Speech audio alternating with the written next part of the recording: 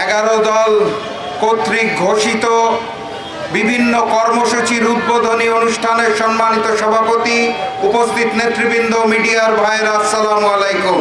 বক্তব্য দেওয়ার কোনো কিছু নাই।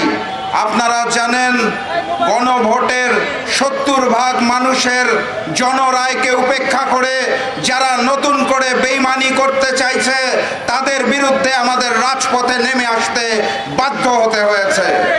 এখনো সময় আছে, সংসদে সমাধান করুন। সেটা যদি করতে না পারেন তাহলে নতুন গণঅভ্যুত্থানের প্রস্তুতি নিন। আরো একটি 5ই আগস্ট আসতে যাচ্ছে।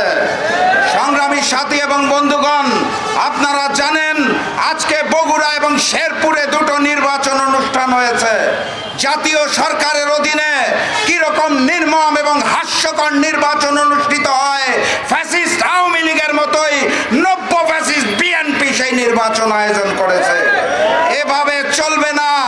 রাজপথেই চূড়ান্ত ফয়সালা হবে ইনশাআল্লাহ। বিজয়ের পথে যাত্রা শুরু, জীবন অথবা মৃত্যু। Next level, well done, side by side, free.